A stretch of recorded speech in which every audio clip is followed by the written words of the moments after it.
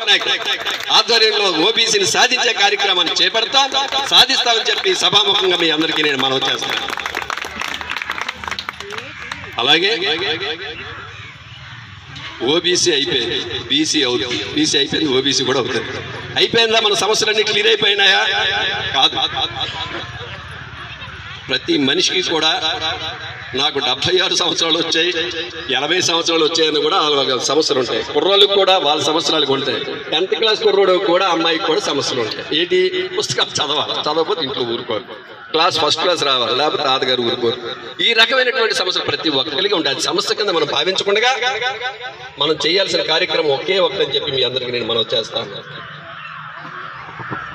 ఈరోజు గరివిడి, గుర్ల, మెరక, ముడిద ఈ సంఘాల తాలూకా కార్యవర్గ సభ్యులకి ఇందాక స్త్రీలకు ఎలాగైతే నేను మనవి చేసుకున్నానో ఆ విధంగా ప్రతి ఒక్క సభ్యునికి, ప్రతి ఒక్క శిష్టకరణ వ్యక్తికి కూడా ఈ సందర్భంగా నేను చెప్పదలుచుకున్నాయో ఆ సంఘం దృష్టికి తీసుకురండి. సంఘంలో ఉన్న సభ్యులు జిల్లా సంఘంతో చర్చించండి.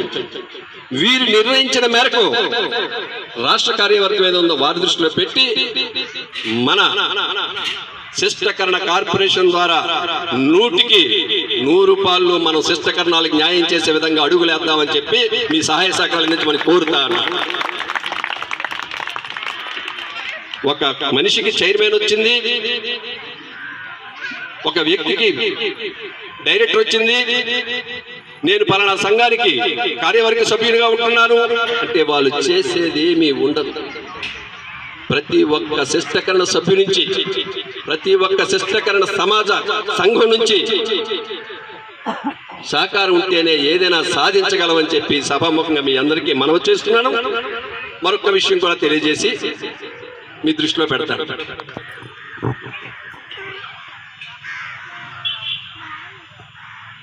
మీరు మట్టుకు ఇది మట్టుకు 100కి 100 రూపాయలు అమ్మ ఒక్క నిమిషం చూడండి, వెనకాతలు ఉన్నవాళ్ళు. ఇది మటుకు చాలా చాలా చాలా చాలా పిల్లల్ని మనం ఎలాగైతే మందలిస్తామో పప్పు తోవలో గెలితే అది కరెక్ట్ కాదు. అలాగే ఒక ఆఫీసరు, ఒక గుమస్తాన్ని ఎలాగైతే ఏమయ్యా నువ్వు చేసిన పని అది కరెక్ట్ కాదు కదా అని ఎలా మందలిస్తారో, అలాగే ఉపాధ్యాయుడు పిల్లల్ని ఎలా మందలిస్తారో అలాగే ప్రతి శిష్టకరణ సభ్యుడు కూడా చాలా చెవులు చాలా జాగ్రత్తగా వినండి. ఎవరైనా ఎక్కడైనా పొరపాటు మాటలు విన్నా చెప్పినా సంఘం పట్ల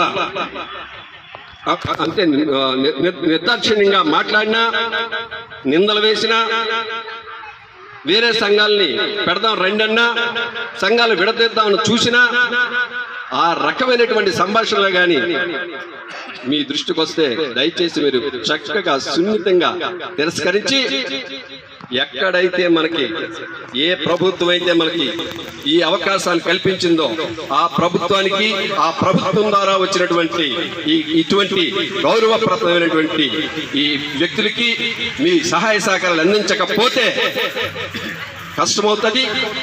తర్వాత అయ్యో ఎంత చేయలేకపోయామని బాధపడతాం. కానీ మీ సహాయ సహకారాలు అందించాలని చెప్పి పేరు పేరున ప్రతి ఒక్కరిని కోరుకుంటూ, శిష్టకరణాలు ఎక్కడున్నా చాలా తెలివైన వాళ్ళు ఏ కార్యక్రమం చేసినా లేదు, వాళ్ళు ఏ కార్యక్రమం తలపెట్టినా ఒక పద్ధతిగా చేస్తారు. చాలా క్రమశిక్షణతో కూడినటువంటి వ్యక్తులు అన్న భావన ప్రతి కులంలోనూ ఉంది. అలాంటప్పుడు మనం ఎంత జాగ్రత్తగా మెలకువగా ఉండాలి, మన మాట ఎంత తెలివితేటలుగా ఉండాలి, ఎంత చక్కగా ఆలోచన చేయాలి. మనల్ని చేసి చూసుకొని రాష్ట్ర బీసీ వాళ్ళందరూ కూడా శిష్టకరణలు చూసి నేర్చుకోవాలి, ఈ రకంగా నడవాలి, క్రమశిక్షణ అంటే ఇలా ఉండాలన్న భావన ఏర్పరిచే విధంగా ప్రతి శిష్టకరణ బంధువు కూడా ఉండాలని చెప్పి సభాముఖంగా మనం చేస్తాం. మనం గమనించుంటాం, ఇందిరాగాంధీ దగ్గర నుంచి ఇందాక ఎవరో పేరు చెప్పారు. అలాగా నమస్కారం. రాష్ట్రంలో ఎన్ని బీసీ కులాలు ఉన్నాయో ఎవరికి ఇప్పటికొచ్చి తెలియదు. గౌరవ ముఖ్యమంత్రి వర్యులు అసలు ఏంటి, ఎక్కడ ఈ సమస్య ఉంది, పేదరికం ఎప్పుడు పోద్ది, ఈ పేదరికం పోవాలంటే ఏం చెయ్యాలి, ప్రతి ఒక్కరు నాకు రాష్ట్ర ముఖ్యమంత్రి కావాలి, నాకు ఎమ్మెల్యే కావాలి, ఎమ్మెల్సీ కావాలి, జడ్పీ చైర్మన్ కావాలి అంటారు. కరెక్ట్, అన్ని ఇద్దాం. కానీ ఎక్కడో ఏదో మూల దెబ్బతింటా ఉంది. అందరూ కూడా ఎక్కడో అభివృద్ధి చెందే పదంలో నడవట్లేదు కొన్ని కులాలు.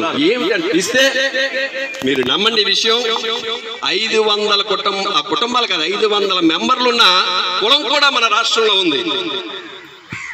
అటువంటి వాళ్ళందరినీ యాజ్ఞం చేసి 139 కులాలు బీసీ కులాలు ఉన్నాయని చెప్పి లిస్టు తీసి ఈ 130 కులాలని ఒక లైన్ లో పెట్టి 30,000 కులాలు ఉన్నటువంటి ప్రతి ఒక్కరిని కూడా ఒక శిష్టకరణ అంటే ఒక కార్పొరేషన్ అంటూ ఏర్పాటు చేసి ఆ పందాలో శిష్టకరణాలకు కూడా కార్పొరేషన్ ఏర్పాటు చేసిన ఘనత ఈ 139 కులాలని కూడా న్యాయం చేయాలని ఒక ఆలోచన చేసి ఈ అన్నింటినీ కూడా ఒక దగ్గరికి చేర్చి 30 అలాగా 50, 60, 70 కులాలను అందరినీ చేసి 56 క్యాస్ట్ల కింద బీసీ క్యాస్ట్ల కింద చేసి ప్రతి క్యాస్ట్ కి ఒక చైర్మన్ ఇచ్చి ఆ చైర్మన్ ఒకడు చేయలేడేమో, రాష్ట్రమంతా తిరగలేరేమో అని చెప్పి 12 మంది డైరెక్టర్లు ఇచ్చి మీ కుల తాలూకా అభివృద్ధి మీ చేతుల్లో పెడుతున్నాను, మీరు మీ కులాన్ని అభివృద్ధి చేసుకునే పద్ధతి మీరు చేసుకోండి, మీకు ఏ ఫండ్స్ కావాలని మేము ఇస్తాము అని చెప్పినటువంటి వైఎస్ జగన్మోహన్ రెడ్డి గారు గౌరవనీయులు ముఖ్యమంత్రి వర్యులు వారికి మనందరూ కూడా ఒక్కసారి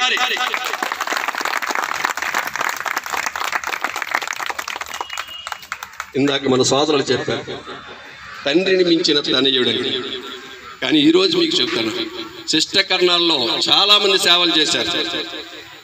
ఒకరు ఇద్దరు, ఒక మహంతి, ఒక ఇంకొకరు కాదు, దానికి ముందు ఇంకొకరు చాలా మంది చేశారు సేవలు. వాళ్ళందరికీ మించిన సేవలు మనం చేద్దాం. మన కులాన్ని అభివృద్ధి పరుచుకుందాం. మన కులాభివృద్ధికి అవసరమైతే వేరే మన బీసీ నాయకుల దగ్గరికి పోయి, మంత్రుల దగ్గరికి వెళ్ళి, దానికి సంబంధించినటువంటి వ్యక్తుల దగ్గరికి వెళ్ళి మనం అందరూ బీసీ కులం అని చెప్పే భావన ఏర్పరచుకొని మనకేదో బీసీ కార్పొరేషన్ వచ్చింది, మనమేదో పెద్ద, మనమేదో గౌరవం, మనమేదో డెవలప్ అయిపోదాం అనుకుంటే కాదు. ఈ 56 కులాలు ఏవైతే బీసీ ఉన్నాయో మన అందరిది కూడా ఒకటే కుటుంబం అని చెప్పి మీ అందరికీ మనం చేస్తాను. ఆ భావన ఏ రోజైతే ఉందో వారి దగ్గర నుంచి మనం సహకారం పొందగలం. అవసరమైతే మనకు అవకాశం ఉంటే వారి సలహాలు అడిగితే మనం సలహాలు ఇచ్చి వారికి కూడా తోడ్పడగలం అని చెప్పి ఈ బీసీ కులాలను అభివృద్ధి పరిచే విధంగా ఏదైతే ఆలోచన చేశారో మన గౌరవ ముఖ్యమంత్రి వర్యులు, అదే పందాలో మనం ముందుకు పోయి మన 56 బీసీ కార్పొరేషన్లో ఉన్నటువంటి మన 139 కులాల తాలూకా బీసీ వాళ్ళందరినీ కూడా తినడానికి తిండి, ఉండడానికి నీడ, కట్టుకోవడానికి బట్ట ఏర్పాటు చేయడమే కాదు, 3 పూట్లు హ్యాపీగా తింటూ మాకు జీవితాలు బాగున్నాయి అన్న భావన ఏర్పడినంత వరకు 30 సంవత్సరాల వరకు మన గౌరవ ముఖ్యమంత్రి వర్యులు వైఎస్ జగన్మోహన్ రెడ్డి గారిని